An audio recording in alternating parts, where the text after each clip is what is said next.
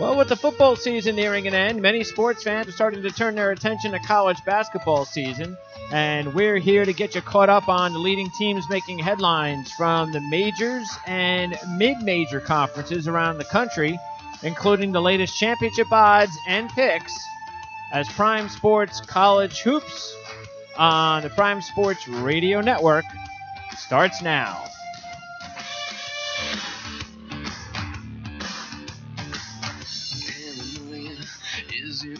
All right, thanks for tuning in to our first college basketball show for 2018, as we have a lot to talk about here in a short period of time, as the college basketball season is going to start to heat up. And so we want to get you ready. We know once the football championship weekend is over, then people are going to start jonesing for college basketball if they haven't already jonesed. So we've been jonesing, and that's why we've been getting ready, watching as much college basketball as we can, and we've got a lot to talk about here. I did post my first futures of the season last week, so we'll be updating that on a weekly or bi-weekly basis. So we'll update you on the championship odds and all that other stuff as we welcome in my co-host for the show. He is a sports producer, and, of course, he's been on this program before. He helped me talk college basketball last season, Scott Zolatoro. So, Scott, you've been to a ton of college basketball locales over the past couple of months, haven't you? Oh, yeah. I mean, not as much as last year, but I've been to my fair share, and I've already seen plenty of teams in person, and even more so on TV. Look, I don't know. I still will never figure out the beginnings of this jonesing, like who's jonesing for this. But I always jones for college basketball. I was so upset that ESPN got rid of the marathon because I was the buffoon. I was probably the one person giving them ratings at like 3 a.m. watching that Hawaii, Idaho game or whoever the hell it was. What do you mean they got rid of it? They did not have it this year. Oh, you mean they the 24-hour thing in a row. Okay. It did not happen this year. And was there a reason for it? I think they said ratings. It wasn't worth. What? People weren't tuning in at 3 o'clock in the morning? I was. Yeah, I mean, look, to me, it's sort of like the what was that thing that they used to do? The Bracket Buster weekend? Is that what it was? Oh, they still do that. No, they don't. They don't do that. They'll have some games during the mid-season that they'll just play, but they don't have that Bracket Buster Saturday anymore, where it's wall-to-wall big Bracket Buster games. They got rid of that too. Oh, you're talking about when they used to play like in the end of February, they would have like a Big East team play a Big 12 team, stuff like that. Yeah. No, they don't do that anymore because the teams don't refuse to do that. But they do have the big. Yeah. They have some of those big games. Yeah, I don't know when it'll start, but yeah, we'll get some. Yeah, we'll get some. Yeah. Break up the conference monotony.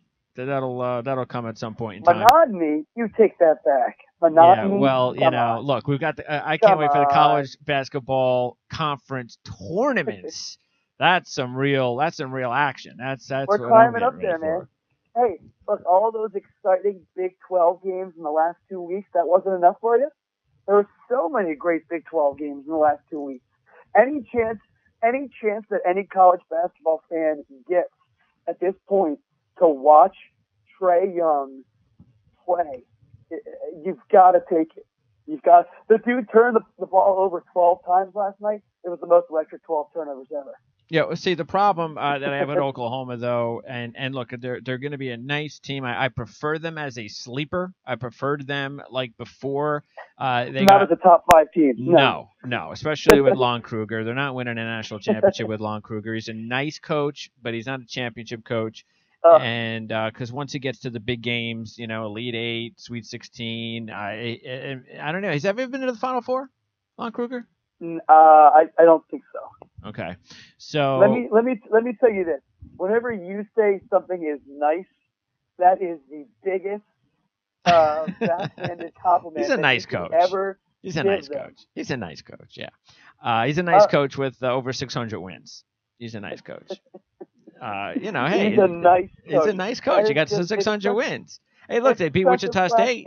such a slap in the face. They beat Wichita State. And we're both buffoons because Oklahoma made the Final Four with 2 years ago with Buddy Hield. Okay, 2 years ago. So and that actually is a really good comparison because you have Buddy Hield and you've got Trae Young. They're the same type of player.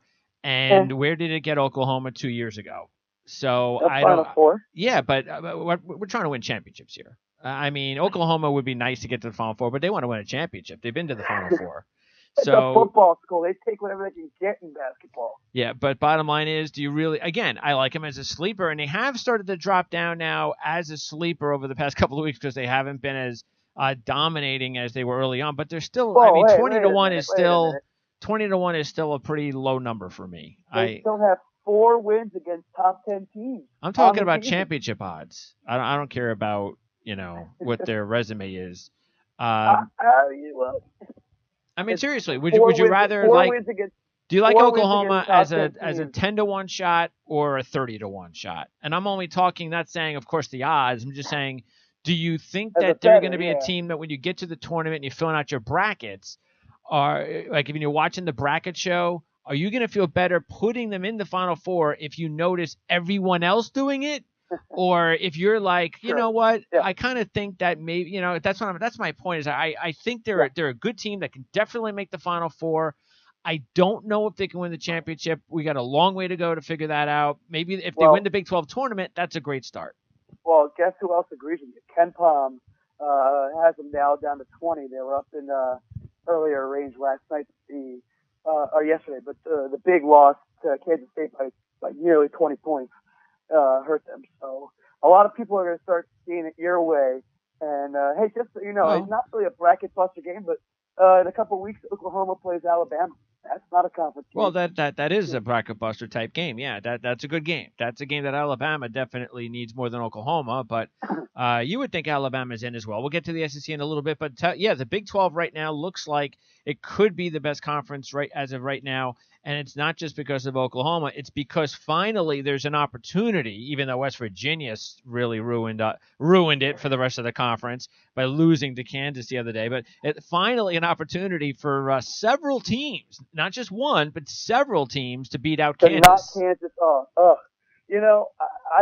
I've never had a problem with Kansas. I've always loved watching them play. I love Bill Self as a coach. But if you were a Big 12 fan, it's got to be sickening. Oh yeah. Just to know that they've won 14 straight. It's like being an AFC East team, not named the Patriots. Exactly. No, you're absolutely right.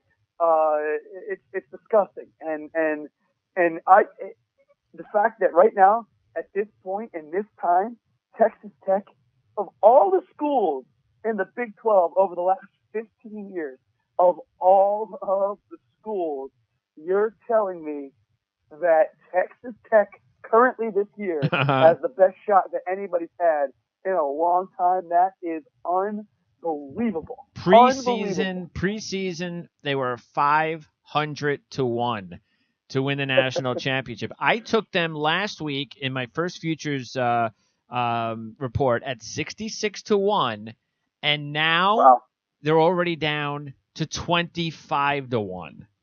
So that's how free falling this team, and look, deservedly so. I mean, they really are having a great season. I mean, what do you think about Chris Beard? Is he the type of coach that you trust in the tournament to win some big games? Is he a coach that you think, okay, I could see him being an even better respected coach down the road? Chris Beard, I mean, this is the craziest thing, is nobody has any clue about Chris Beard. Coming into this season, first of all, this is only his third ever season as a Division I head coach. Yeah. His first ever season as a Division I head coach, he took Little Rock into the NCAA tournament and upset Purdue and got them through an upset win. Yep. So it's shocking. I mean, there's a lot of people who don't even know that Chris Beard is the coach of Isn't it Bobby Knight? Texas Tech. Yeah. I mean, it's not so Bobby Knight. No, it's not. But no, they beat his Little Rock team beat Purdue. Yeah. In the 2000. I had that upset. 16 NCAA tournament. Yeah, I'm proud of you. Yeah. So anyway, what do you think? And then he immediately, after 1 year, got the job at Texas Tech. And Texas Tech right now, again, this is a school that is generally a football school that is turning into a basketball school. Might as well. Over the last, So you get rid of Cliff Kingsbury. Since Michael Kraft, he's the most overrated coach. People just can't get over how good looking he is. And that, that's the reason he still has a job, in my opinion. But the fact that Texas Tech, and I mentioned, all the wins, all the top 10 wins for Oklahoma, but wow, number 2, West Virginia, there's a win there. At Kansas, Texas Tech, that was an incredible win. They had a double-digit point win. They beat Baylor, who was climbing. They beat Nevada, who we'll get to in a little bit, and also crushed Northwestern, who has now struggled. But again, all these wins, the only top 25 loss they have is Oklahoma. At Oklahoma, which will never go down as a bad loss. And they also have their own star in Keenan Evans. So they not only that, but they also, they have a nice, deep, balanced team as far as their scoring, and they've got some key seniors that lead their team, including Keenan Evans, and that's what you need. You need a star in the tournament to come up with the big shots. That's why I believe that this is not a team. I'll tell you right now, I actually think Texas Tech is a better team than Oklahoma right now. I do. Well, you certainly you can't argue against that. I mentioned, one of the things that a lot of college basketball nerds like myself like to, take a daily checkup on is KenPom, and Texas Tech's up there at number 5. Wow. Only teams ahead of them are Nova, Purdue, Virginia, and Duke. That's it. Okay. Those are the only teams ahead of Texas Tech. Kansas is down at number 10. Now, I still think that Kansas, look, Kansas's losses, they haven't looked nearly the same team. And Bill Self has said that. He said, I don't know which team this is after they lost that last game. But when Kansas is good, when Kansas looks good, they're as good as anybody. Well, isn't it really? I'll go all the way back to that Kentucky win earlier in the season when they had a bunch of freshmen that were coming out of nowhere. They were fantastic. The West Virginia win was unbelievable. I think the problem though that they and now look, it was a really good win. I think that to me it was more of a bad loss for West Virginia, but definitely it's a typical gut check Kansas win. Well, they stymied the press. They put on a clinic on how to get around the press, and that Press Virginia has been a thing, for years under Bob Huggins. I've seen Maryland fall to it. I've seen all kinds of teams fall to it. But what Kansas was able to do, and the way they were able to use the balanced attack, really, really worked. Lagerald Vick with 9 huge points off the bench in that game, and they didn't even shoot that well themselves, Kansas. But what they were able to do, and able to force 16 turnovers. West Virginia. Whenever you can force more turnovers in West Virginia than they force on you, you have a really, really good chance of winning that game. And Kansas really showed teams how they could possibly do that. Now, it's not easy because you have to have enough ball handlers like Kansas has. Well, they also have a star player in Devontae Graham. That's going to help them. Problem is right now, as far as I'm concerned, until they get they have to get Billy Preston in. There's still an opportunity for him to play. There hasn't been any word yet as far as whether or not he's going to play or not this year.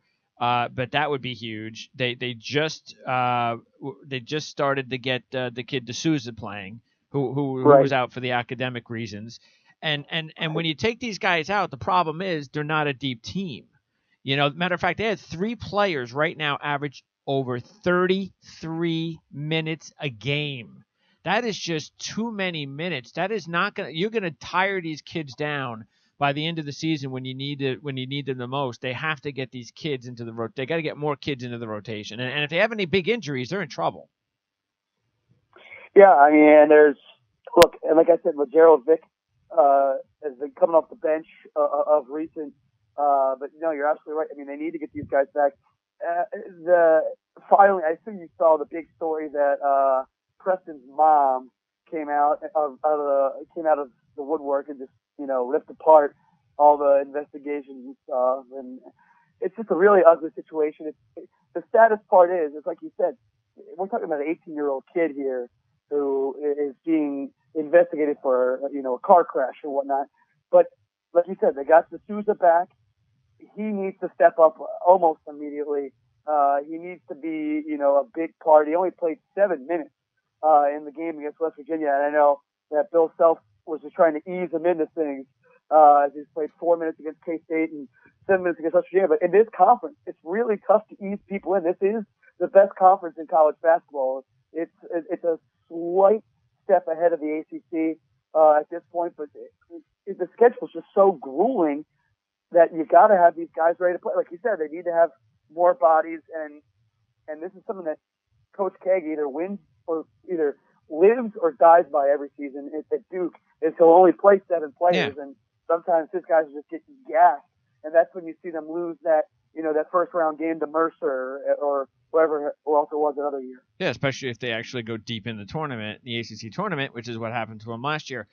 West Virginia, even though West Virginia loses a game, they're built more for the long haul right now. As always, Huggins has a deep rotation. He's got a lot of guys he can count on, and he also has a couple of big time players. Now, I will say Javon Carter, who's a very good player. We know that. But look, if it was obvious after the second missed 3-pointer that, dude, that's enough. You got other guys on the court. You're not a great 3-point shooter anyway. Just get somebody else an opportunity to shoot the ball. So they can't allow Javon Carter, as good as a player as he is, to just kind of try. All right, we don't have anybody else, because they do have other players. So they can't just that's hopefully Huggins will there's a learning situation there. And the next time they get down the clutch, if Carter doesn't hit the first shot, go to someone else. Well, and that's something that Bob Huggins will realize. But the reason West Virginia is going to be so much better coming forward is they just got Ethan back. Yeah, sure. Good Lord. I mean, this guy is, if you didn't watch the last 2 games, which, yes, they lost both, at Texas Tech by a single point, and then, of course, the home game against Kansas. Asa Muhammad looked unstoppable. The dude was unbelievable. 18 points, 15 points, 6 and 5 rebounds. I looked at the box score the next day, and again, after the Texas Tech loss, and it said he missed 6 shots, and I couldn't believe that he missed 6 shots. Well, it's a really good conference. It should be an excellent conference tournament, but these teams are really preoccupied with trying to knock Kansas off in the regular season. It was nice to see Kansas State get that win last night, because this is actually a pretty good team that is definitely a tournament team and could actually get to the Sweet 16. But kind of like, Bruce Weber's another guy that Kruger can get to the Final Four. He's proven that, but Weber, he's not going to get his teams to the Final Four. He's a good coach. He's a nice coach. Bruce Weber. No, he's not even a nice coach. Bruce Weber's an okay coach. He's an okay coach. He's one of those coaches that goes to these programs like Illinois and Kansas State. He wins games. They go to tournaments, and then they lose. I mean, that's so, So, for the record, Lon Kruger is a much better coach than Bruce Weber. Oh, yeah. That's so there's a big difference right there. Having you call both of them nice coaches is pretty rude to Lon Kruger at this point. Kansas, though, here's the good thing if you're a Big 12 fan. Kansas still has Oklahoma at Oklahoma. They have TCU. They have West Virginia, Oklahoma, and Texas Tech in a 3-game stretch come mid-February. So that's finally the chance. That 3-game stretch right there is finally the chance for somebody to knock them out of first place. Of course, they're still in first place. And again, the only loss they have is Texas Tech. And I remember when they lost to Arizona State, that was the loss that set Bill Self well over the edge. They had lost consecutive non-conference games, Washington and Arizona State, and Bill Self was like, this is a different team. And then they strung a couple of good wins together. Of course, nothing bigger, again, like I mentioned, the West Virginia win in Morgantown, but they need to lose at least 2 of those 3 games in that 3-game stretch I just mentioned to get knocked out of that top spot. All right. Devontae Graham, and really quickly before we move on to the comments, Devontae Graham is not a star in my opinion. He's a very good player, but he is not a star that we're accustomed to Kansas having, like Mason and like Perry Ellis.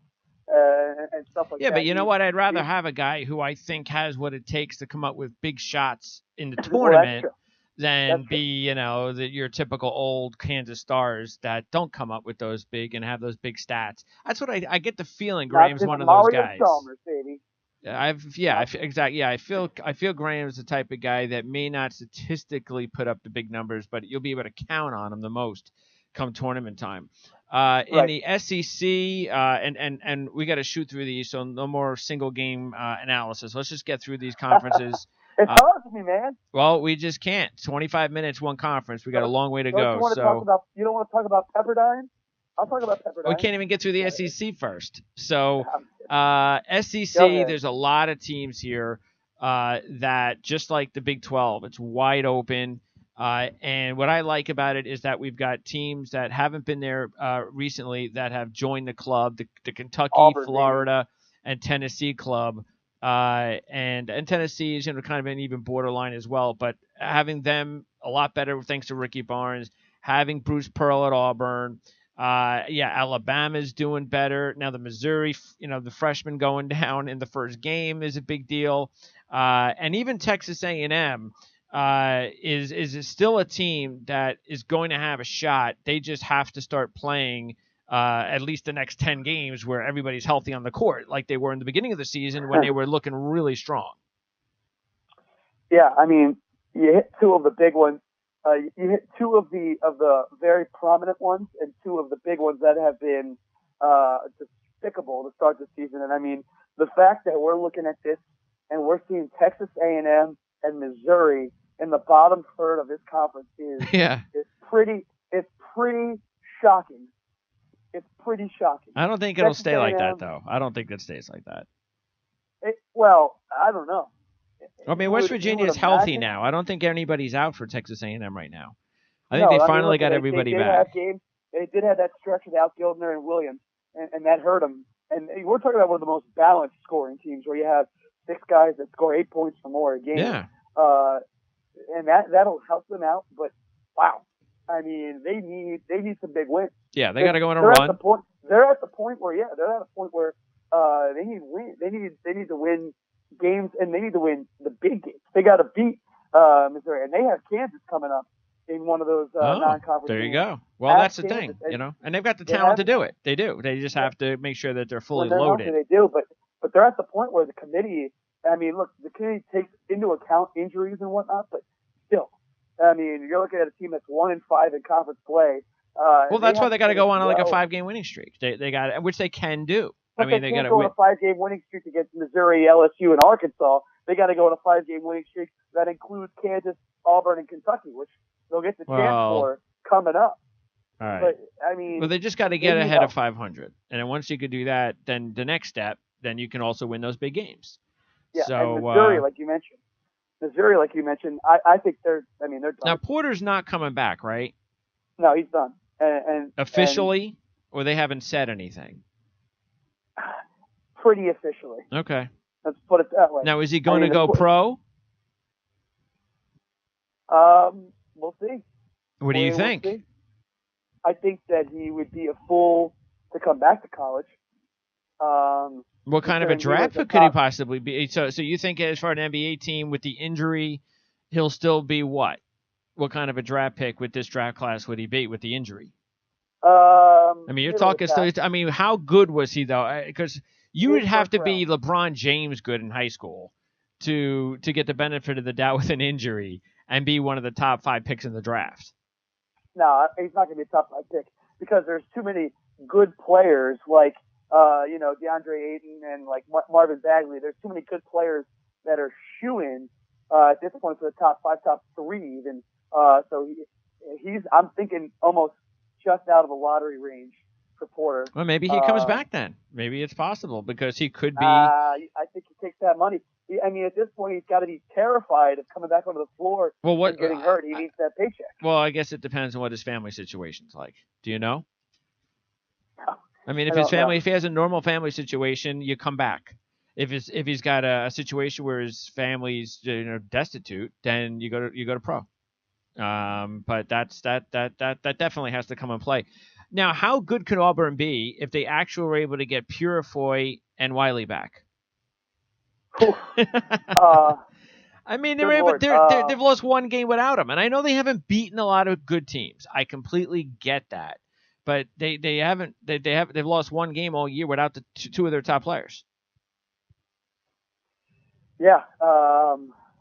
You know, look, Bryce Brown has been an absolute magician. They're talking about a guy who had a really good freshman year where he was averaging 10 points a game, and then last year had a big step back and was really, people were considering him that he was going to not get that many minutes coming into this season. And now he's playing lights out again. I mean, he's actually playing great defense too. He's done a good job. Mustafa Heron has also been another one of those guys. That's a guy who, my old roommate, Johnny, his father coached Mustafa Heron, up in, Connecticut. And he's been bragging about this guy, saying that he was going to be an NBA player. And I was like, yeah, okay. It's funny. A couple years ago, I was like, okay, he's going to Auburn. He's not going to be that big of a starter if he's going to Auburn, but he's been outstanding. Auburn, they seem like they have it together. Again, they haven't really. They played a significantly weaker. Yeah, they haven't played anybody, nobody. So that's why we have to see them beat good teams before The 94 points at Tennessee, it was pretty impressive. That was look, we're talking about major teams. So, again, they're going to the tournament. It's great to see. They're going to be dangerous, and let's get those players back, and let's see how you play when you start going up against Kentucky and Florida. And I even say Florida because I still think Florida might be the best team in this conference. Talk about injuries. They've got a couple of guys that have been out. And they're supposed to get healthier as well, I know Gonzaga is not Gonzaga from last year, but that double overtime game earlier this year against Gonzaga was the best game of the season. Yeah, it's up there. It's certainly up there. And it's tough to say at this point. Again, it's still early. And again, with the injuries to Auburn, it's tough to say because if they get Wiley and Purifoy back, then Auburn, you're looking at two extra guys with some, not only just some talent, but some experience. They're both sophomores. That changes the game a bit. And then the loss to Ole Miss for Florida didn't sit great for me. Yeah, they didn't really play that well. They had some chances to take that game over and just never did. They never really took the chance. And besides Stone, the team looked absolutely awful. And the only reason Stone looked good is because he got to the free throw line every 30 seconds. Yeah, Florida to me is still they're just fine right now. I think they've got a long way to go the rest of the season. Get healthy. We know they can go deep in the tournament, so I think they're a very scary team. Kentucky, on the other hand, look, 7 of their top 8 guys are freshmen. They're a nice young team. No, don't call them nice. They are nice young teams. Nice young teams can get to the Elite 8. But this team is not a Final Four team. It's just not. I disagree. Once they get Jared Vanderbilt going and he just got his first 10 minutes the other day. Once he gets up to speed, and they'll have even more guys scoring. Yeah, more freshmen. Right now they already have 5. They are better than just a nice team. Dude, they don't have no players. They have one player in their higher rotation that's not a freshman. I mean, come on. Have we seen this? Have we seen this done before? Yeah, have we? Tell me. Yes, we have. Oh, who? Duke. Duke what? When? A couple of years ago, they had that 5 freshmen. I'm not talking about 5 or 4. I'm talking about 8 out of 7. 9 players are freshmen.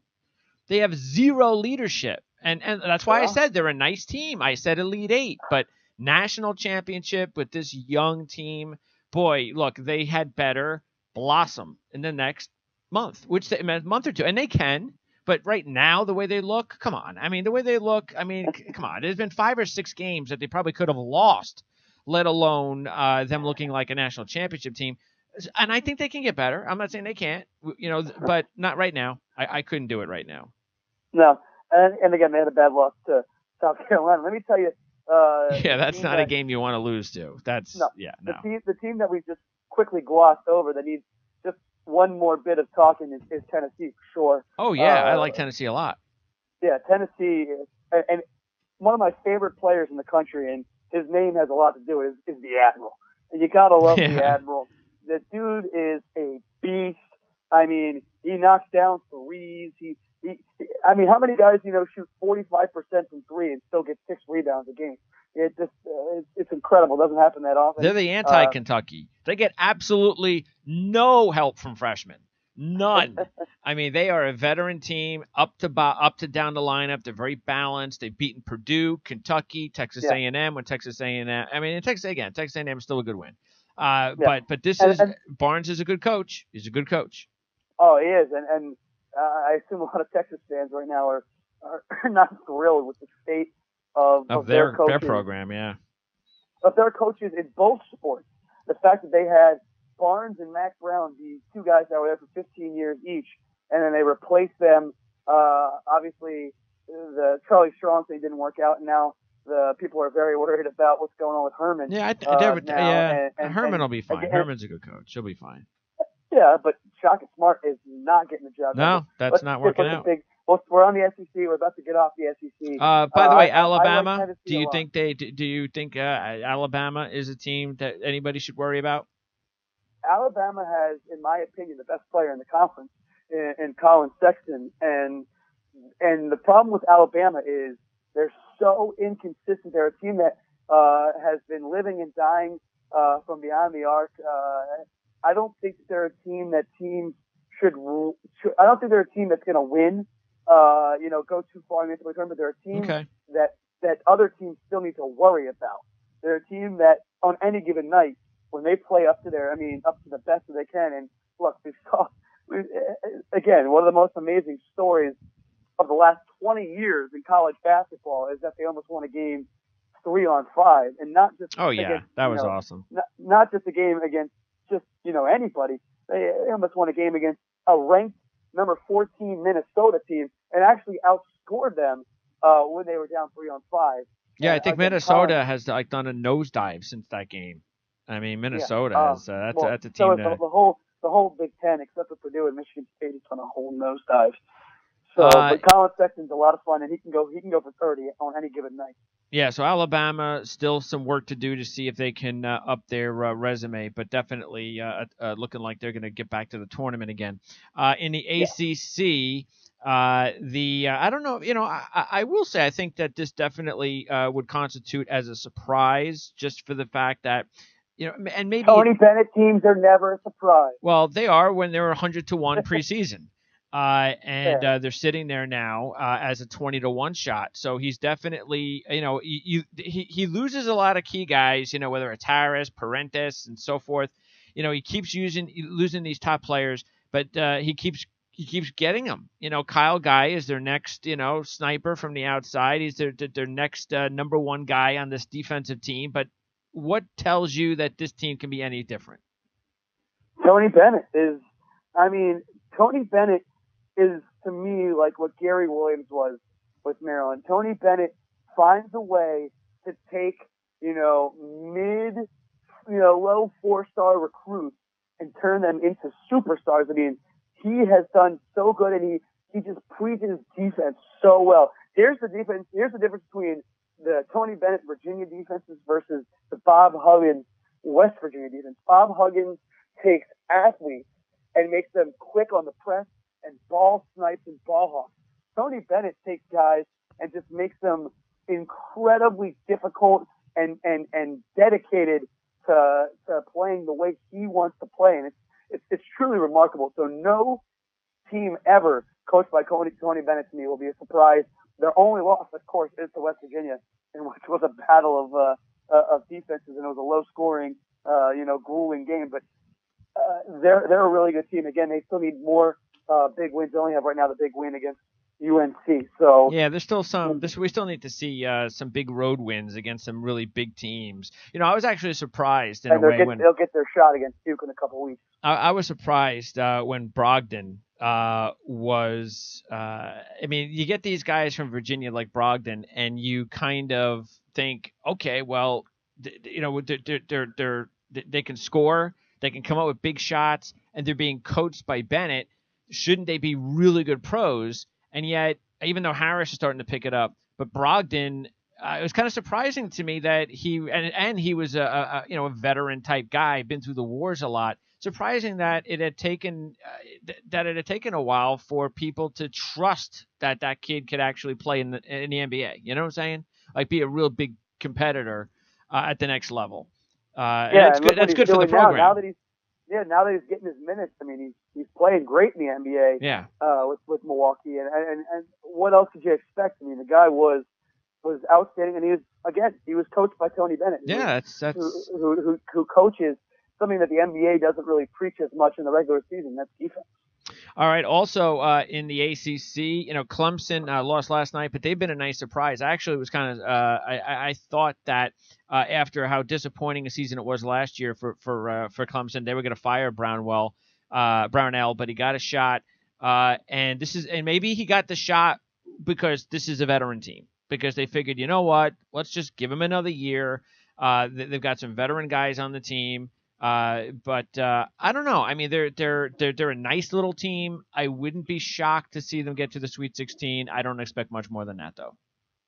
It's what's impressive about Clemson is they when they lose all their stars, they had all those 4-year stars that were so good, going back a couple years ago, and they never really did much with them. Now it's a change of excuse me. Well, Blossom Game was like the only guy who could like really score for them the last couple of years, and then right. when he graduated last year, you were like, oh, they're done, and they've been better. This is the best team he's ever had. No, I mean, you got the guy who's transferred in from Robert Morris a couple years ago, and Marquise Reed. He's been one of the more untalked about players, one of the more untalked about stars in this game, and then another guy who just puts up numbers each and every night, who has been very good shooting the ball at a ridiculous rate. Another guy who they transferred in from Texas A&M, in Elijah Thomas, who has just been, he's an undersized big man who still finds a way to go get 8 rebounds a game. All right, Duke. I do think Duke is like the one superstar team that I did put into my initial Final Four team. I'm going to ask you before the show's over for your initial Final Four team. And look, I do have Villanova in there as well, but I mean, Duke is still like, Duke is kind of like Kentucky, Michigan State. Villanova, we know how great they are, but they don't have that name recognition like Duke and those teams. So, but Duke, I do believe in them. I mean, this, and even though they've struggled on the road, they were very lucky to win against Miami. But you just get the feeling that this team, once they start to play more down the stretch and they get more playing time, plus they do have Grayson Allen, they do have a really good veteran they can turn to in the postseason. So, and after what happened last year, how quickly they were bounced out, I get the feeling this is Final Four this year. This is a very, very scary team, and the fact that everybody knows who Marvin Bagley is, but not everybody knows that the dude should still be in high school. He passed the year of high school to become a freshman in college, and he's just so dominant. This is the guy who I got to work with for a week last year in Missouri at this high school basketball tournament that I work at every year, and I just had that same tournament again this year. It is the tournament that's produced 20 or so NBA players in the last 5-6 years. But just watching Marvin Bagley, when you see this guy in person, even just in practice, when you see a 6'11" guy dribble the ball up the floor and do spins and go through the legs and all that stuff, it's just jaw-dropping. It's just jaw-dropping to see that a guy that tall can do this. And him and Grayson Allen, I mean, having the Grayson Allen again is an anomaly these days, having a guy who goes 4 years deep in college like sure. this. But having the experience of him, yeah. Granted, I mean, when he puts himself in a pretzel, when he takes himself out of the equation by having tirades and stuff, which he hasn't done this year, good on him. He hasn't really made any of the headlines for being a jackass this year. But when he doesn't do that, he is so dangerous, and he can knock down shots with the best of them in the country. You take him with the athleticism and raw talent of Marvin Bagley, and you take Coach K and put them in the mix, and this is a Final Four team for sure. Yeah, and might even be another championship team for Duke. For North Carolina, they had their championship last year. All their top guys left except for Berry, even though they're having a tremendous season from the unknown I walk-on don't see Luke it. Yeah. May. So, look, Freaking they could win a couple of games. They could be a Sweet 16 Luke team. May. Yeah, I mean, the star, holy hell. the star of the Tar Heels, Luke May. Can you believe this guy got like 7 minutes a game before the ACC tournament last year? It's incredible. Yeah. It's just absolutely incredible. I'll tell you the guy that most people aren't talking about enough though, and he's back now. He's playing well. Is the pit transfer Cameron Johnson? He's a really really good player. A really really good 3-point shooter. I know he's shooting about the third or fourth best on the club so far, but he's a guy that can really knock him down. Luke May. I can't wait to see Luke May again in the NCAA tournament with teams just double him up and don't need to double him up. But, and then the other two teams that I think could be Sweet 16 teams, and they played last night, and that's Louisville and Notre Dame. I know Louisville struggled earlier this year, but that's to be expected with the whole Patino thing, and then of course not having Bowen, who they thought was going to be there. But I think they've done a really really good job of battling back and looking like a tournament team. And Notre Dame, I mean, talk about a team that actually has benefited from their best player going out. This is just going to make them that much stronger come tournament time, as long as Colson comes back in time, healthy and in the mix and ready to go. This could be, and this is another underrated coach, Mike Brey. He just continues to lose key guys, and they continue to play excellent basketball every year. Yeah, I mean, you said the key thing is they need to get Colson back. I mean, not having Colson has certainly helped the other guys step up and get very valuable minutes and whatnot. But they need Colson back. He's going to be back. So they're saying maybe sooner rather than later. But without him, it's not. There's not much going on. Matt Farrell, he's just steady as he goes, playing good ball. TJ Gibbs has been a really good spark for them. The sophomore who was highly recruited, didn't get many minutes last year. And when he got his minutes, didn't really take advantage of them as much, but he's putting a really great stretch together.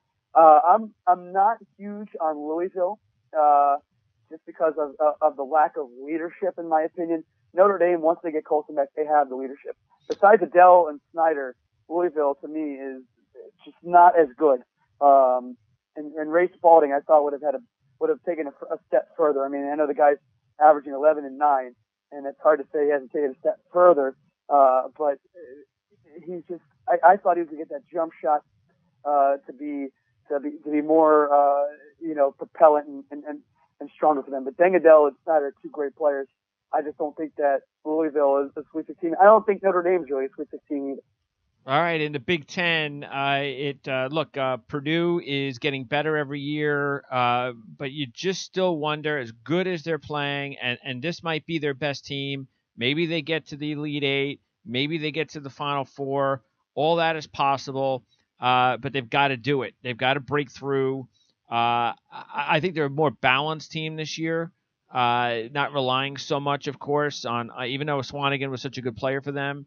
Having Swanigan and Haas, it's just that's just not going to work in college basketball, winning a championship. So I think they're a better championship caliber team now. But I don't know. I don't know. I mean, I don't know if I'm sold yet on Matt Painter winning the big one, but he's got his best team.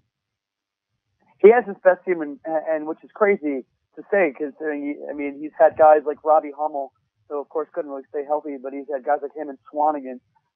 They're very good.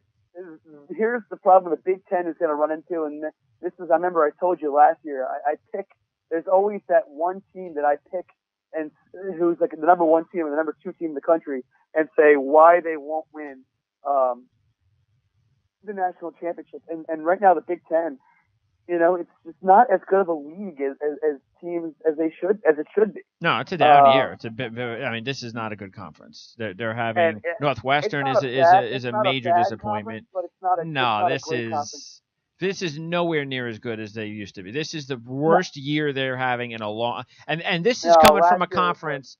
Last year was worse. This year is a little bit better than last year. How can you say that? No, That's from seriously. watching Last teams year they play. had Wisconsin, Minnesota, and Northwestern all playing well. All three of those teams are playing terribly. Well, and you could throw Maryland into that mix as well. Yeah, Maryland's got the injury situations. That's not helping them out. So, No. I mean, and look, Ohio State's a nice story, but they're a couple years away. But Yeah. Michigan State just proved in the past week that I just don't trust them either. No, see, I disagree. Michigan State to me is still a Final Four ready team, and again, that has a lot to do with the coaching prowess of Tom Izzo. You can never really count out a Tom Izzo team. Michigan State they're good. Well, who's they counting out? Really, I mean, they're one of the top. Really their starting five is so talented, so good, and very rarely does a Miles Bridges stick around.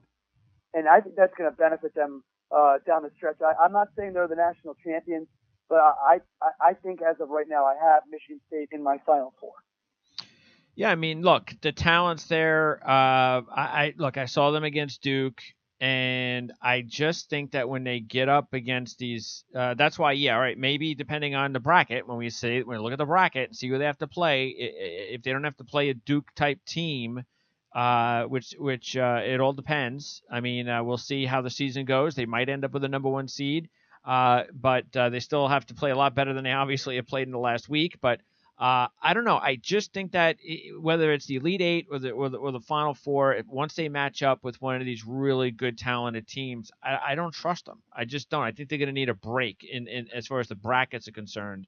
And look, some of the teams last year got breaks. They did. And it wasn't like some of the team, like it wasn't like North Carolina. I mean, North Carolina almost lost to Arkansas. So it wasn't like there were any of these dominating teams last year. And you know what? There were no dominating teams this year. I think the only team that might have a chance to be dominating is probably Duke.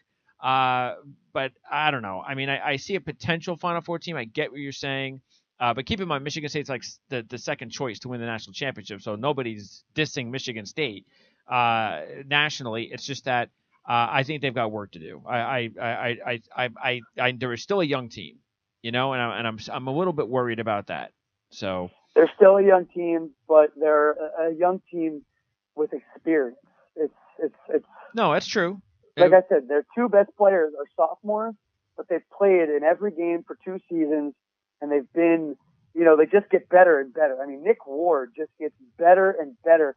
He gets to the line at an unbelievable rate. Well, they better look if they're going to win the national championship, then they should win the Big Ten championship. And you know what? I'd be surprised if they didn't. I'd be surprised if they didn't. The guy who, in fact, to me has made the biggest improvement over last year, this year, is Cassius Winston, who last year, if I was a Michigan State fan and he was getting a lot of minutes last year, I didn't want him touching the ball late, and now the dude's shooting 53% from three, and it's not like he's shooting 1 or 2 a game; he's shooting 4 or 5 a game. So, he's been outstanding. As long as he can limit the turnovers, that's been his biggest issue. If he tries to make he tries to force passes in to Bridges and Ward. And in fact, the whole team, if Michigan State can just cut down on the turnovers, they wouldn't have 3 losses right now. That's just plain and simple. They turned it over too many times. Well, against Michigan, and that's just something that they had. It's just something that Izzo will correct, and when he corrects it, they're just so good. They're so talented. Well, that's the thing that they have to play. There's a lot of talented teams that come and go that they have to play together as a team. They have to play sound fundamental basketball. If they can do that by the end of the season, yeah, they'll be definitely dangerous. I just wouldn't touch them right now at 7-1. To me, that's just too low for me to touch Michigan State at this point in time. But long way to go. Look, Michigan. And let's see what happens. Let's see what happens when they get their one and only shot at Purdue coming up on February 10th. That'll be they could play them again in the Big Ten championship game if Michigan State can win that, because again I think that's going to be important for them. And again, just a big reminder when you're thinking about betting Big Ten teams, this is a very strange year for the Big Ten in that the regular season will end nearly 2 weeks before it normally would, so that the Big Ten tournament can be played at the Garden that first week of March instead of having a normal tournament time in that second and third week of March.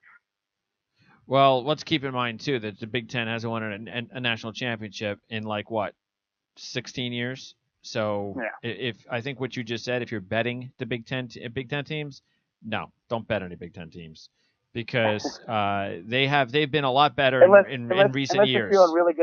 Unless you're feeling really good about Illinois. Yeah, they've been really good in recent years and still haven't won a championship. This year's group definitely ain't doing it. So now what about the disappointing teams though? We know why Wisconsin's disappointing because they just don't have any players. But what in the world has gone on with Northwestern and Minnesota? And Maryland.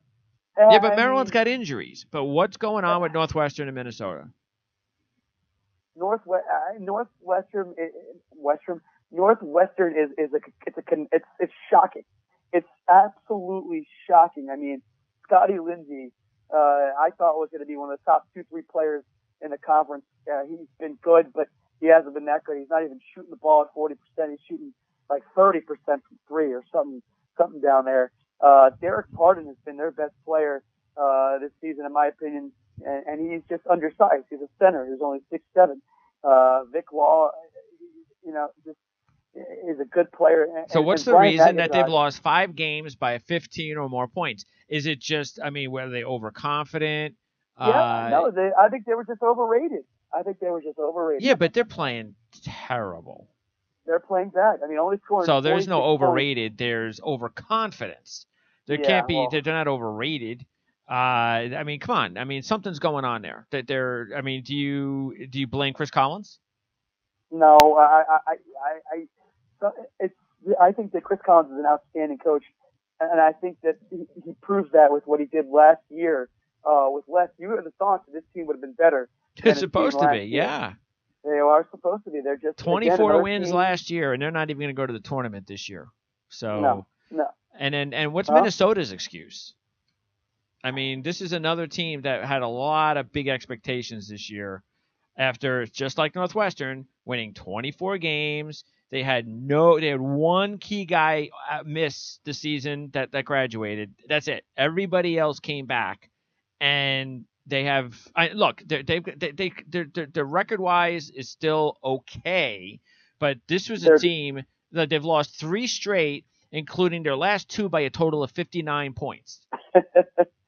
Well, they finally got the win yesterday against Penn State. Yeah, they got the Penn State win. Yeah, all right, good. We have that turn. But there's still time for them to turn it around. They're in better shape than Northwestern. You know what's crazy about Minnesota is on paper they look good. Their numbers are still good.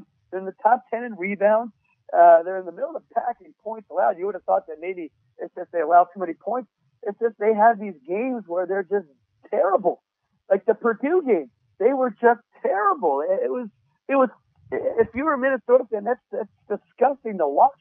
The Northwestern game, they were terrible. They have just against every good team they've played, with the exception of Alabama, they've just put up duds.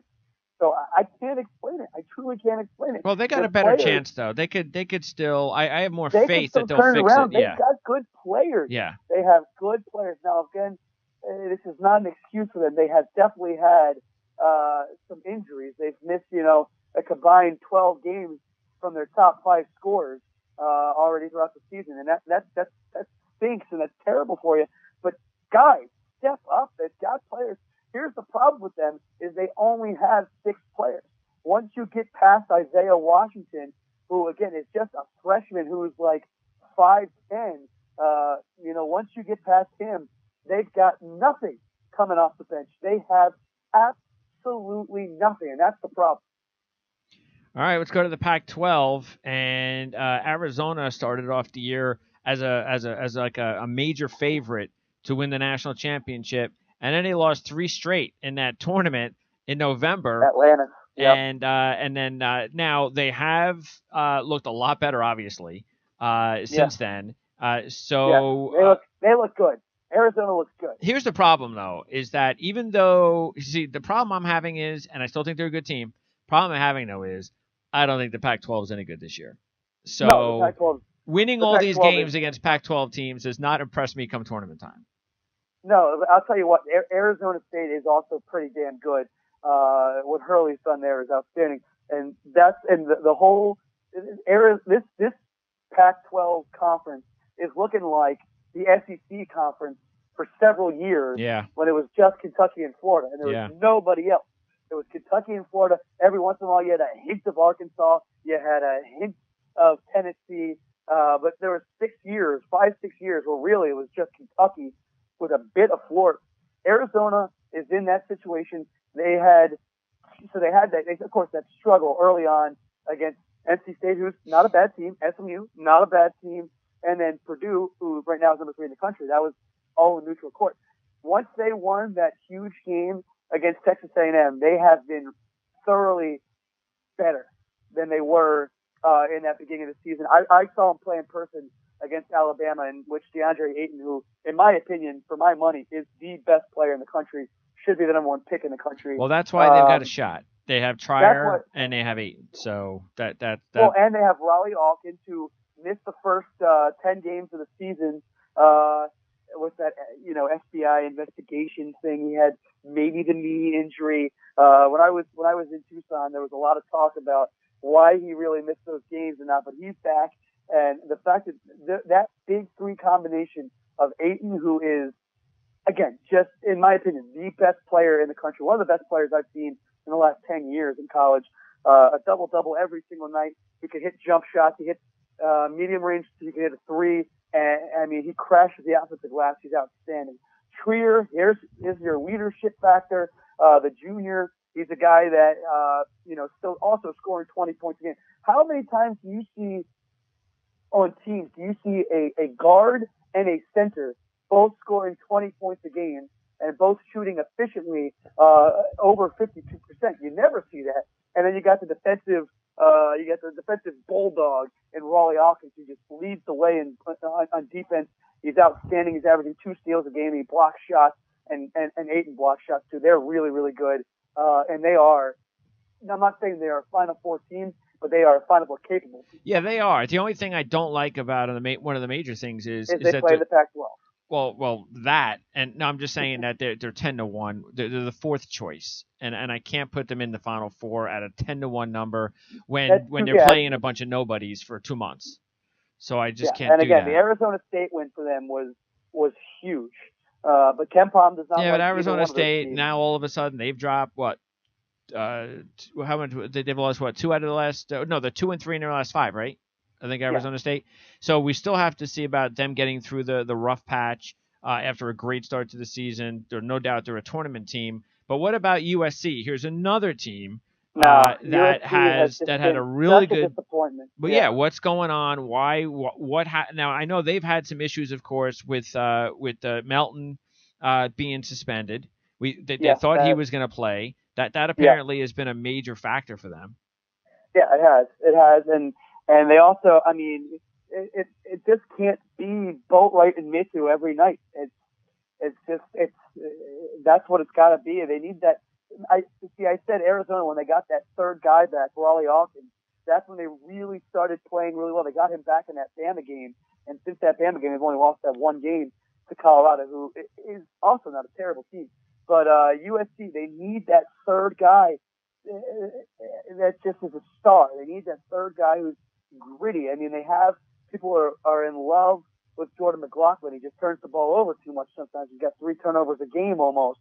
I mean, well, he's supposed to be the 3rd guy. So, and weren't they expecting a lot out of O'Bannon this year? And that turned out he's done nothing. And Chuck O'Bannon. That's Steve. That's O'Bannon's son. The guy who started the whole stuff. Trust me, I remember him from my Nets days. And what about Elijah Stewart? That's another guy that was supposed to be a big part of their team. He's been okay. He's been fine. I mean, the big thing about him is he's been a big balance of things, but he doesn't do anything great. He scores fine. For a guard, he's not really the greatest dribbler. He doesn't really pass all that well. He doesn't turn the ball over tremendously much, but he just doesn't really bring that much to the table. He's an average 3-point shooter. He's an average jump shooter. He is a senior though, so they're going to need his leadership. They're going to be a tournament team. I just don't see them. I see them being like one of those like 6 or 7 seeds that goes down. Well, you saw what in the happened to first them round. last year, though. I could see that same thing happening. Right. You know, they barely get in. You know, they play that Tuesday game, and then they end up in the Sweet 16. You know, they've got that type of talent that they can get hot. Well, they didn't make the Sweet. They lost in the second round last year. They made the first 4. They had that great win over Providence and beat SMU, which was a pretty big upset. But then they lost to Baylor in the second round. So I see something similar like that again happening to them this year. And UCLA, of course, they were counting on Ball, which that whole story is sickening. But you know, all in all, I mean, they had a nice win over Kentucky. I mean, this is a tournament team, aren't they? Yeah, I think so. I think they are. I mean, Jalen Hands needs to play better. They were. I mean, this guy came in as a top 10 recruit in the country, and he's shown some flashes of that. If you go back earlier in the season, and specifically that Washington State game about 3 weeks ago, but he's just not consistent enough for me. And again, losing Cody Riley and LiAngelo Ball, who, again, LiAngelo Ball was not going to be the star that Lonzo was. Cody Riley, in fact, was a bigger loss to me. And just that nightmare that was Shanghai. So I think they're a tournament team, but I also think that Alford gets a pass this year for stupidity of some of his players, of some of his big recruits. If this team isn't like a Sweet 16 team, which they were more than expected to be when the season started. And the other team that I still think has a chance to get better as the season wears on is Stanford. You know, I like Haas, the coach. Reed Travis is a big-time player. They've got a couple of good wins so far. So I'm willing to give him a shot to get better as the season goes on and make things interesting. But not a good look. You got to wait for other teams like Washington and California, and even it's a down year for Utah. So and Oregon, of course, after a big Final Four run, and it's just a down year. Okay, moving on to the next conference. We've got we go a little bit Eastern with the Big East and Villanova. My pick to win the national championship right now. This is look, they're just so well coached, and I just love the fact that they still have championship caliber players on their team. And you're not going to win back-to-back championships in college basketball, so they're back though after not winning it last year. And again, they've got big guys that can play in big games, including Brunson. And I'm going to be very surprised if they don't make the Final Four. I think they're the best team in college basketball. I think right now I'm probably looking at like a Villanova Duke championship game. But this is my team, Villanova. I mean, they're just good. I mean, besides Amari Spellman, I mean, all of their top 7 producers are all not freshmen. Veteran team. Wright, yeah. Jay Wright does what, now again, the coaching style is completely different, but the recruiting style and the way that he can take guys that are not the biggest recruits and turn them into outstanding players, he does what Tony Bennett does, except for he gets more out of these guys. The fact that, I mean, what he has done with a guy like Jalen Brunson, who was, I think he was a 4-star recruit his freshman year, but he's turned him into a complete overall player. At first, he was just a point guard. Now he is a complete player. The guy's shooting nearly 50% from 3. He's getting to the free throw line 5 times a game, and he's still dishing the ball out 5 times a game. Now, look, he doesn't have the excitement that Trae Young brings to the ball game, but when you throw Michael Bridges, who's a junior, so these guys are both juniors, and then Phil Booth, who's a junior. So 3 of their top 4 producers are juniors, and then you have the big guy coming off the bench, another junior, the Fordham transfer, Eric Pascal, who, has gotten better than he was last year. DiVincenzo, there's a guy who, again, not a big recruit, really not a big recruit, and now he's a junior, a redshirt sophomore, and Jay Wright is just getting the most out of them. And these are guys that are not going to be going to the NBA, as juniors. They're going to stick around. Nova, you're looking at a team that could win this year and also be dominant again next year, and they got some high recruits coming in too. And by the way, if there's a coach in college that I could see make the seamless transition into the NBA, it's Jay Wright. You Yeah. know, if I you mean, wanted Jay to Wright, do that, if you wanted to do that. if he wanted to do it, I mean, I kind of agree. I think that he's got what it takes, and look what they're doing right now. They're already up by 20 points in the first half against, not that Georgetown's too special with Patty Ewing, but Nova again right now they're dominating, and they're a really good team. They're just a really good. They're a very balanced team, offensively, defensively. They don't do, they score really well, but besides that, they don't do anything spectacular. They're just so balanced. Yeah, well, they're just very well coached, and that goes a long way come tournament time.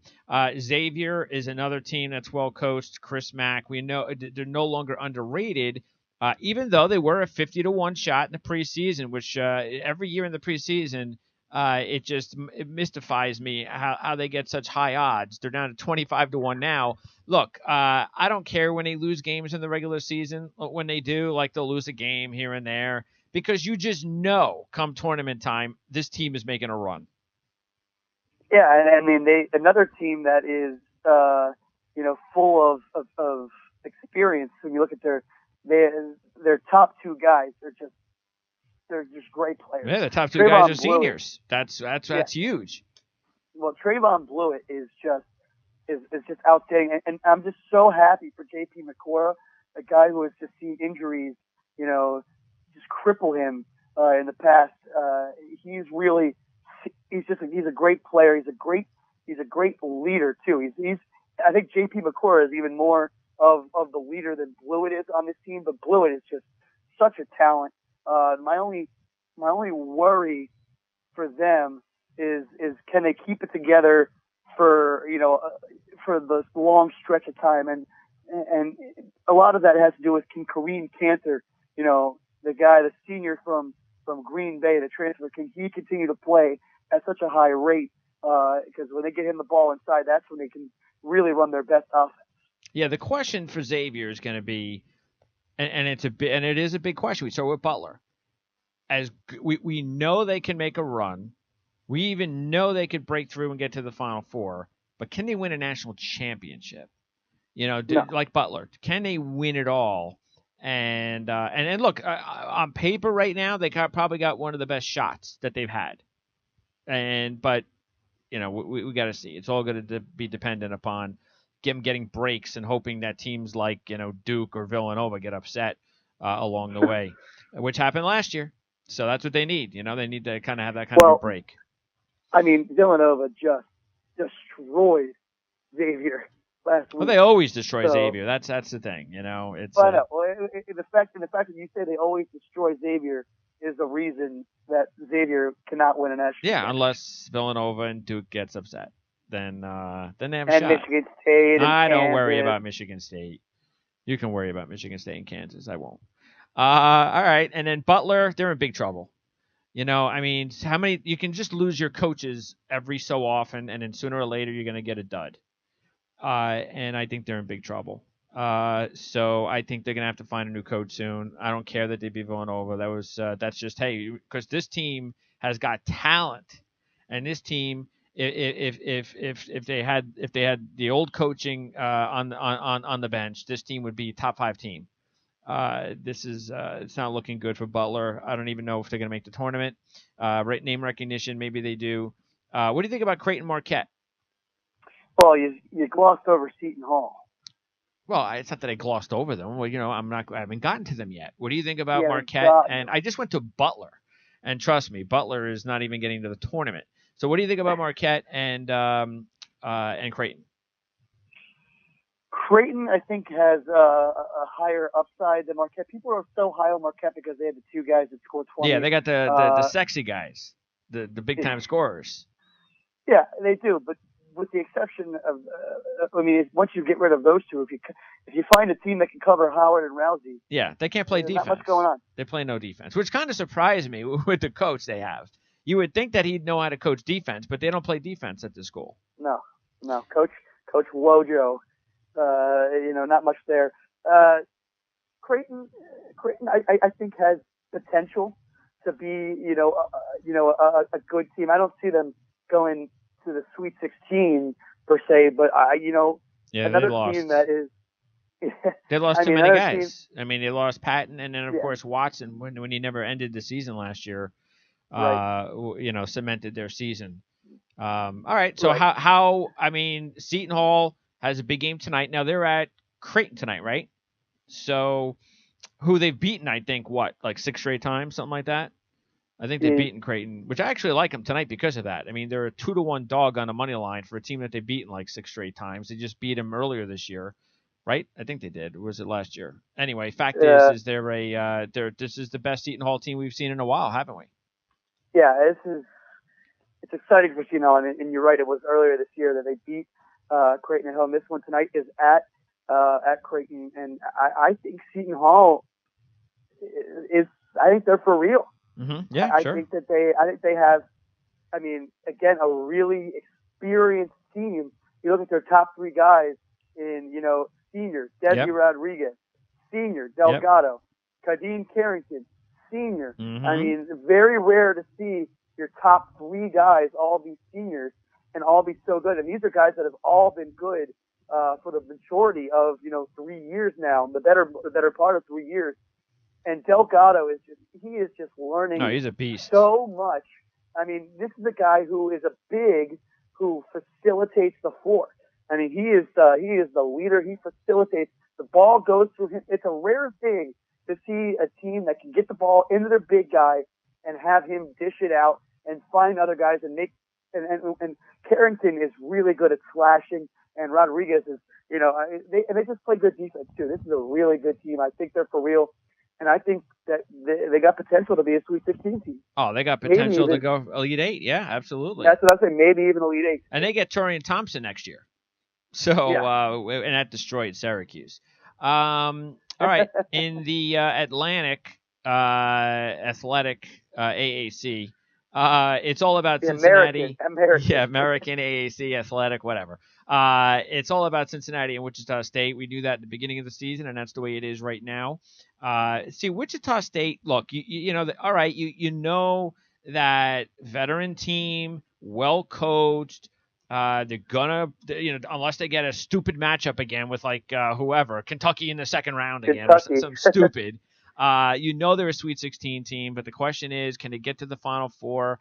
I don't know. I mean, I can see it happening because they're a veteran team and a well-coached team. On paper, they could actually win a national championship on paper. But when I see them play sometimes, it's like, I don't know. I mean, I don't care when they blow out teams in their conference. The conference, they're so much better than some of those teams outside of Cincinnati who's still got to play twice.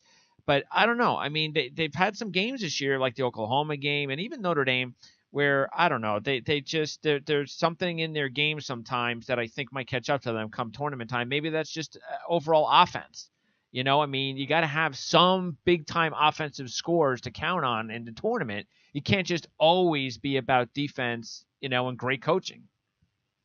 No, and obviously they've gotten a big lift in the last 2 weeks with Marcus McDuffie coming back, so that can only better their chances. Do I think that they are a Final Four team? I don't know yet.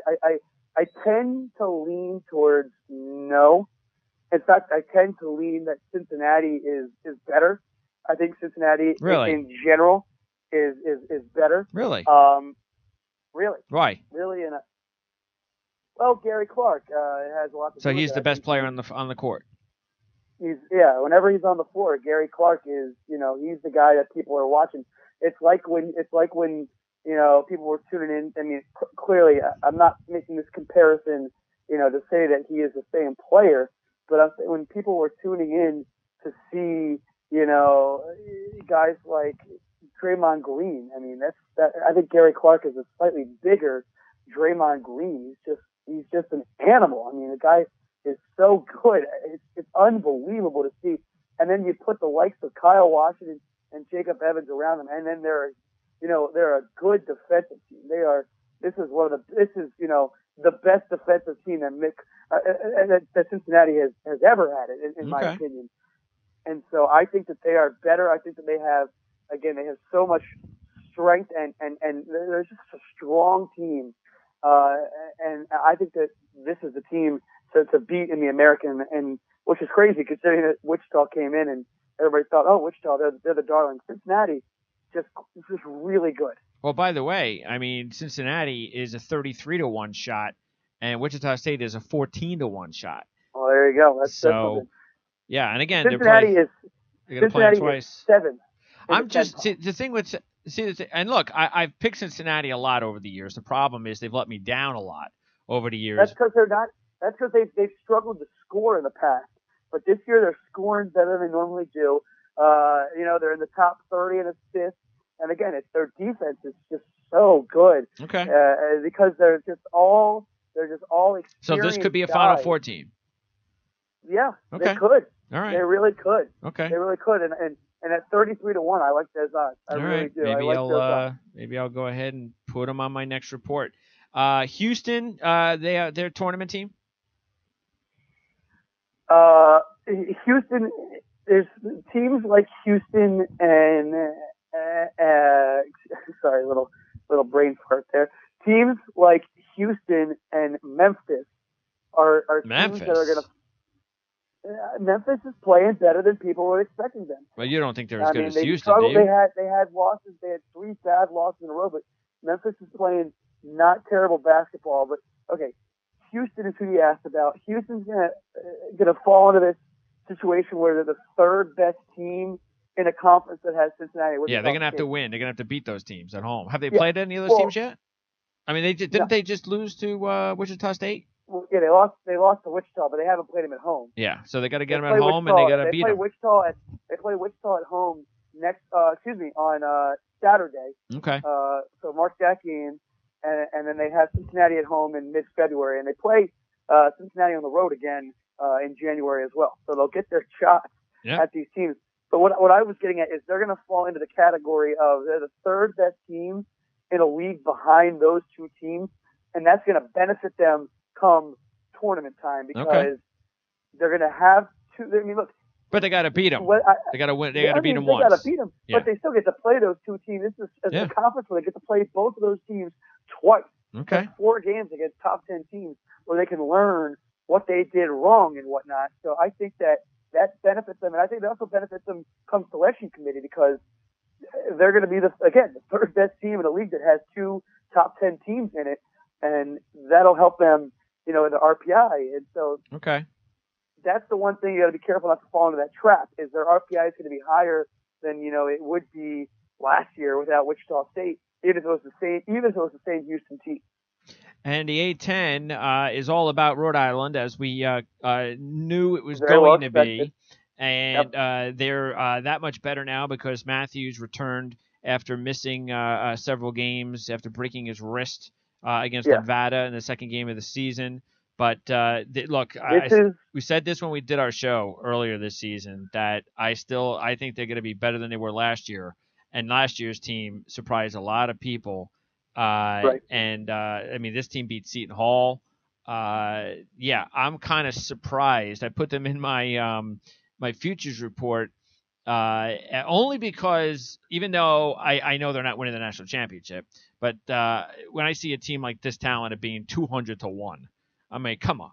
I mean, they're still 200-1. Yes, they're still 200. Wait. Let me see what they are because they were 200-1 last week. Let me see if they've moved up much this week. Let's see. They've moved up to 80-1 since last week. There you go.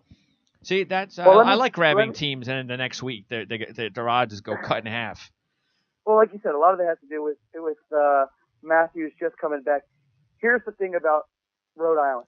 This is the worst A10 season in a decade. Yeah, that's true. In my opinion. No, you've got a not very good VCU. You've got a not very good Dayton. You've got a Davidson. Disappointing St. Bonaventure. Your second best team is Duquesne. Ugh. The disappointing St. Bonaventure too. Yeah, I know they had the injury to Adams that hurt them, but they're healthy now and they're still not winning the way they should. No, this is the worst A10 we've had in a long time. But kudos to Rhode Island. They're doing what they have to do in a bad A10, and they're beating teams by 20 points. A night they crushed Mason, they crushed GW, they destroyed the Bonnies. either last night or the night before.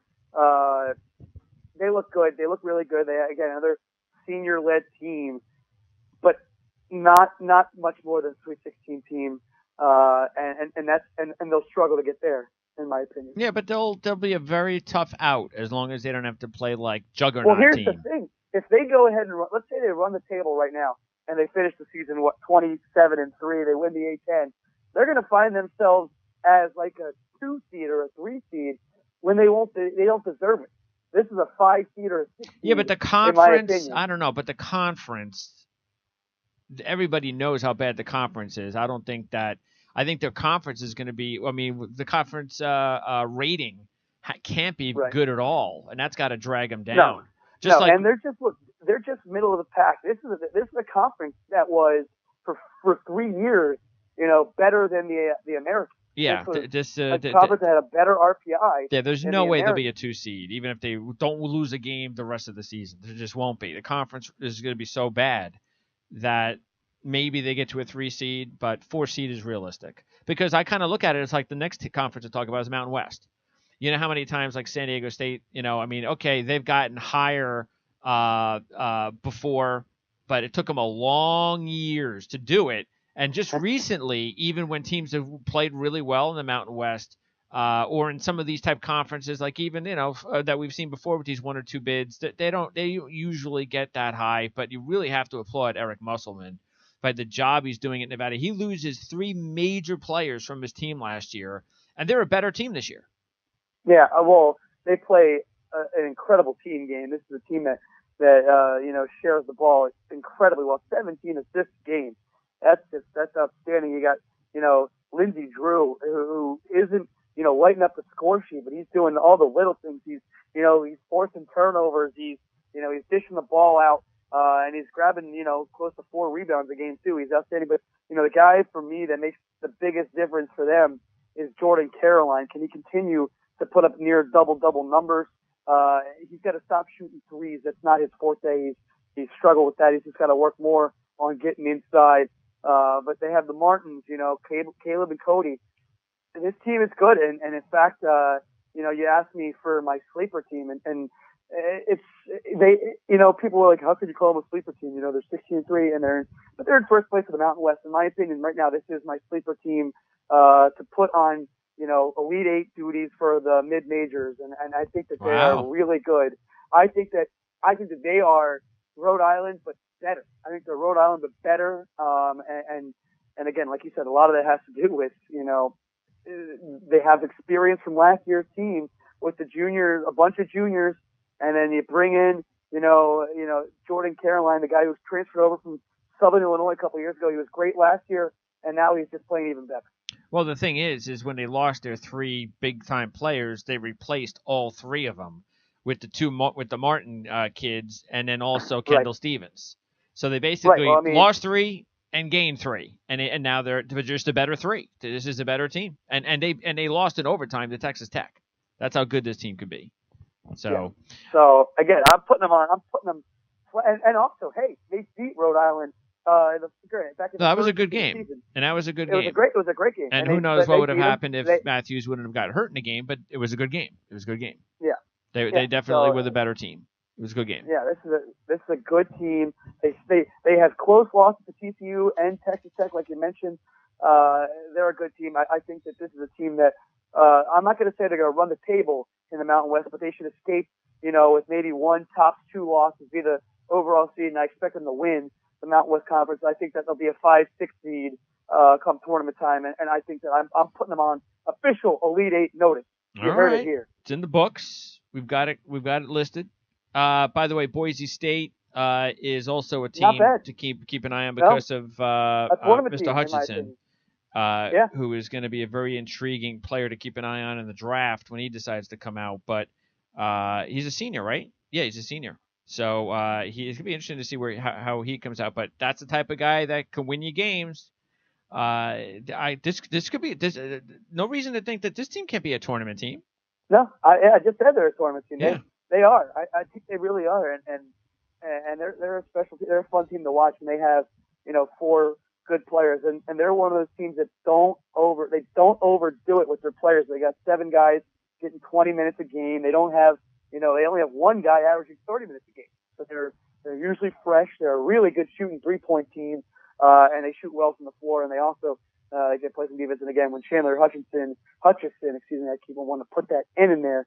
The last 2 years, he's been, probably one of the best top 2 players in this conference.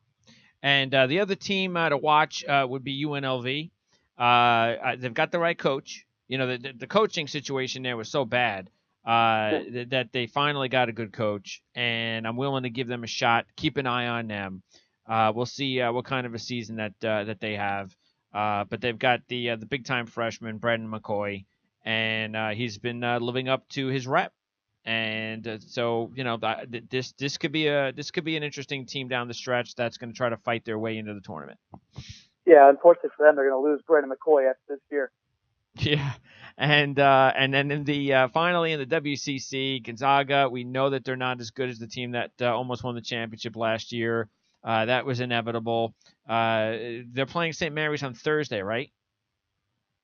Is that tomorrow or is it? Yeah, it is tomorrow. Yep, tomorrow at Gonzaga. So that's a real good game. Who do you think's better? Yep. Who do you think's better?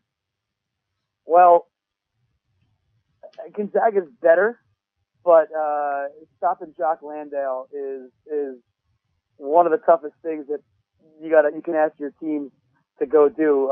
St. Mary's, the Georgia loss really stung for me. The Washington State lost 2 in a row actually with Georgia and Washington State, but they've been on a tear since then.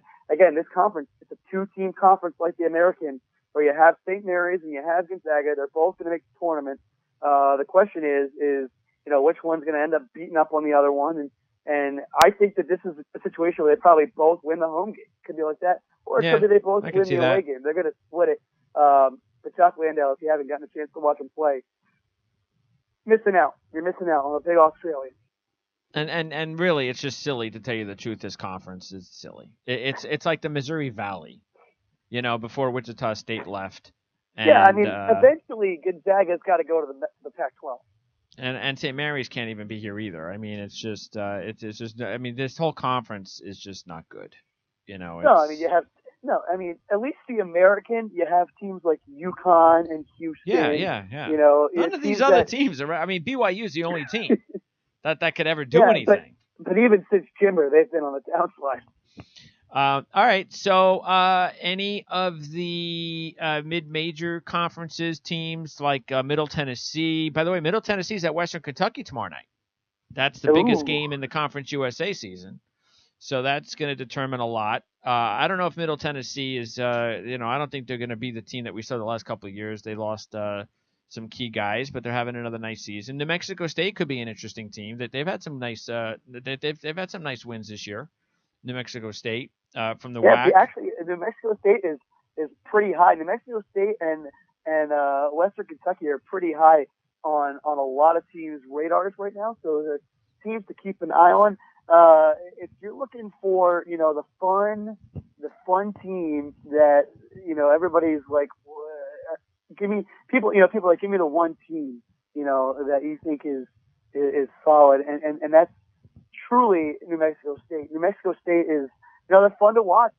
I watched them once. They were on ESPNU, against, Miami, I think, and they won that game. They beat Miami. Who at the time was number 6 in the country. Just a couple of weeks ago. They beat Grand Canyon, who's a good team too. They went to the Grand Canyon? They beat Grand Canyon. I got to tell you, when I first heard that school's name like 5 or 6 years ago, I was like, what is going on here? I mean, I remember, because I heard, even though there are some other school names out there that are kind of funny, but that was one where I just found it was funny. I go, there's actually a college called Grand Canyon. And they're in Phoenix. And they're a for-profit school in Phoenix who is just like, oh yeah, we're gonna claim the Grand Canyon. So so basically they're like how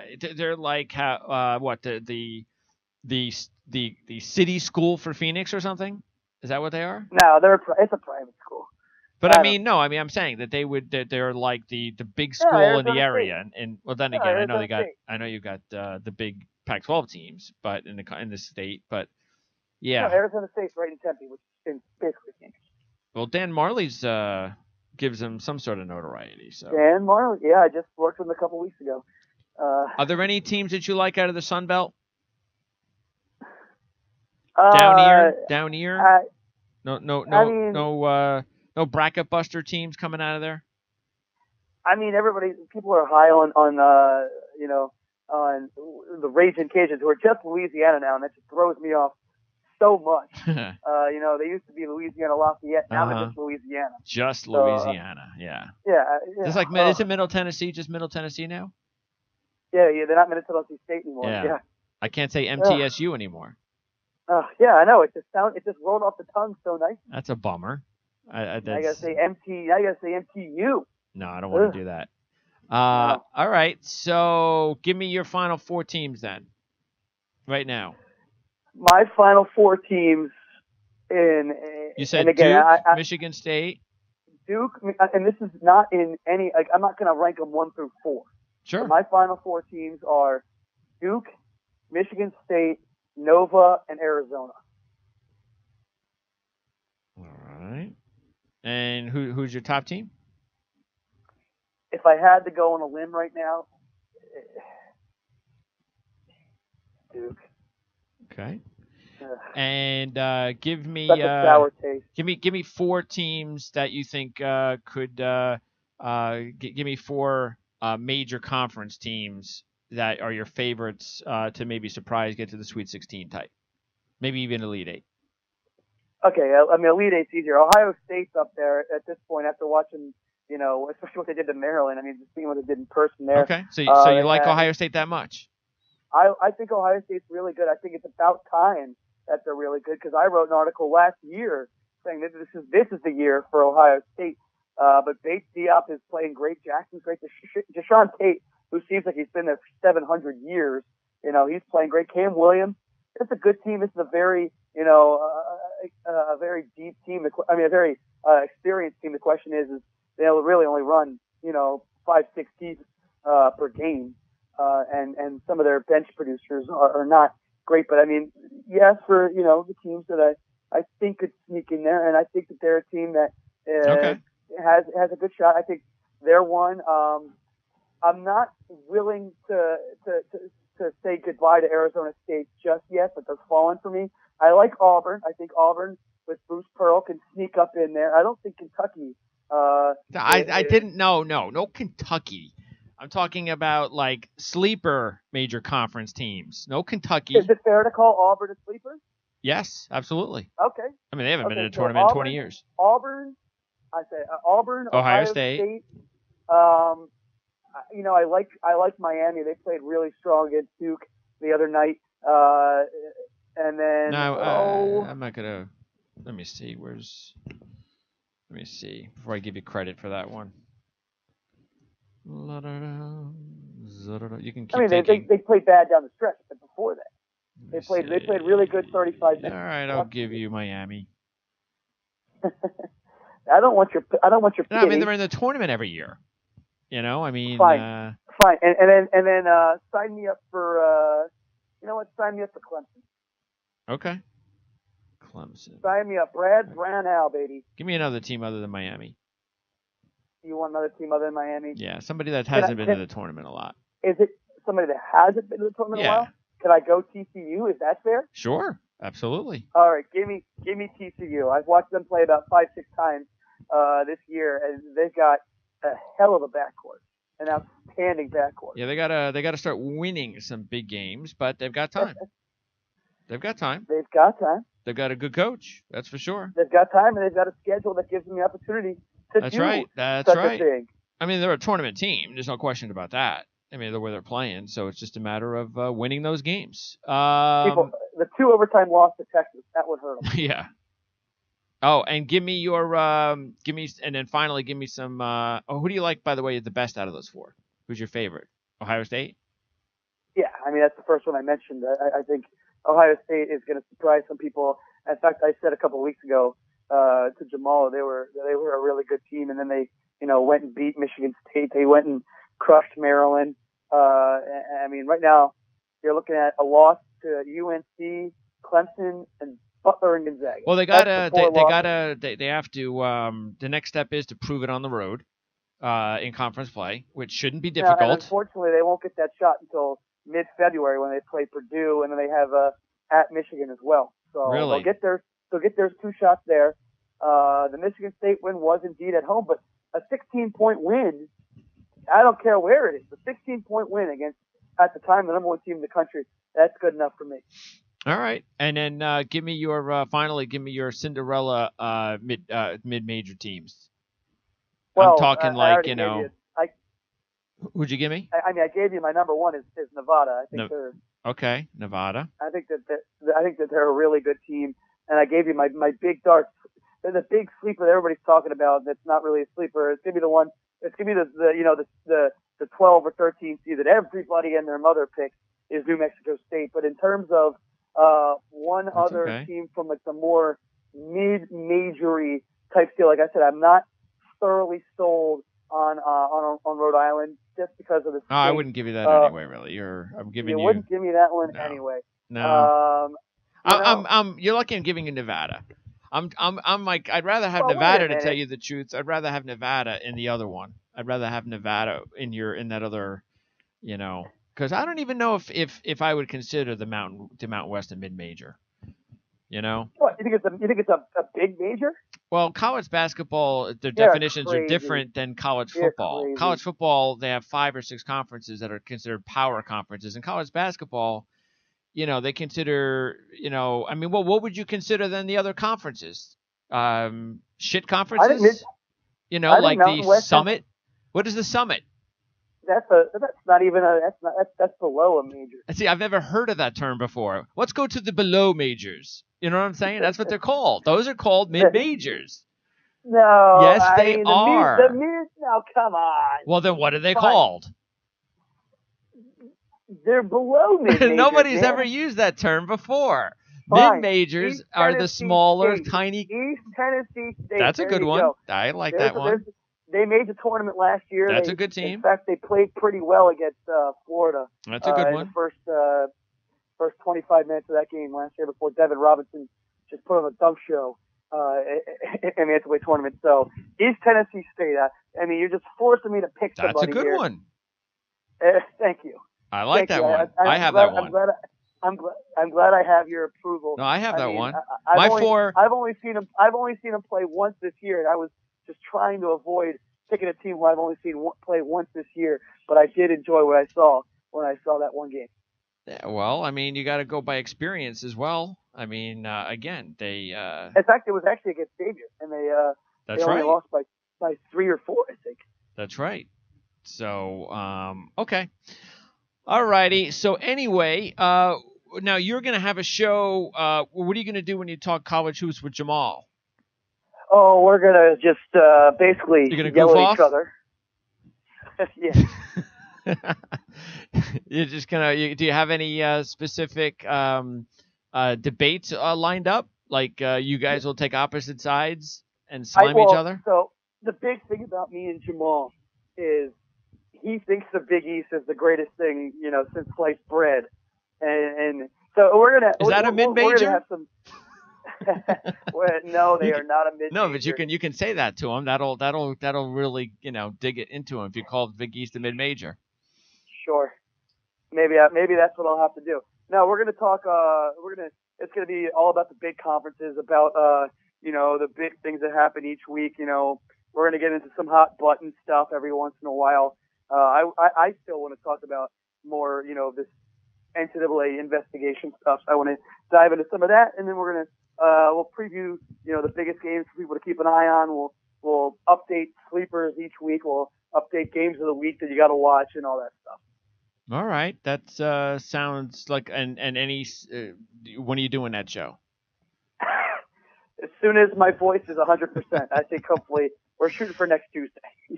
All right, you do that, and then meanwhile, we will definitely talk again. Let's see, what's today? Today is we're in January, So mid-January. Midway through already. Yep, we're in mid-January. So We're conference already tournaments. 24th through the year. Can you believe it? Conference tournaments begin what? Mid-February? Late February? Late February. They, the below majors are in The below majors. Okay. Are in late February. You better come up with a better term than below majors, and I'll give it to you. You got to come up with a snazzy thing. Maybe it'll work. People will pick up on it, and before you know it, it'll be on CBS, and you'll go, "I said that." Yeah, that was my term. I'll get none of the credit for it. That's right. Well, I'll have the tape and the date. So yeah, you come up with it, and then we'll have 3 classifications. We'll have a majors, mid-majors, and something else. Well, they're not just majors. It's the power conferences, then the mid-majors, then the below majors. Oh, is that so you want to call now the college basketball power conferences in college basketball too? Yeah, there's 7 of them. So you want to have a power 7 in college basketball, majors and mid-majors. 3 classifications. No, mid-majors, then below majors. Oh, but you're still not okay. So you're still not coming up with the term for the shitty majors. I'll come up with it. Okay. I'll put my thinking cap on and come up with something. All right, sounds good because those teams count too. They have feelings. Teams from the Sun Belt and Missouri Valley. All right, Scott. So we'll talk to you again. Once upon a time, Missouri Valley was a mid-major. Yeah, it is still a mid-major. Now there has been. Okay. All right. So we'll talk before the conference tournaments begin, and then of course we'll talk again after that when the tournament begins. We'll get Jamal on, and we'll have ourselves a big party and give our great predictions that will all get destroyed after the first couple of days. Always. And but anyway, you'll be taking over for me until next month with Jamal. Hopefully, you guys will do a show before then, and then we'll have some more college hoops talk. And what's the name of the show? The Zolly and Murphy Show. And what does that mean? My last name is Zolatoro. His last name is Murphy. So that's your nickname, last name? Yeah, sure. All right, Zolly. I'll talk to you again in about a month, and I appreciate your time. And again, Jamal and Scott will be talking college hoops real soon here on the Prime Sports Radio Network. Thanks for tuning in. Follow us on Twitter at PrimeSN. We'll check in again college hoops soon, but don't forget. We have a whole bunch of other stuff to talk about the next couple of days, including our NFL playoff show, which is going to be on Friday for the championship games with Tony Mejia. We'll talk East-West with Dan Shanka from our lads and much more here on the Prime Sports Radio Network. For Scott Solatoro and Greg DePalma, we'll see you next time.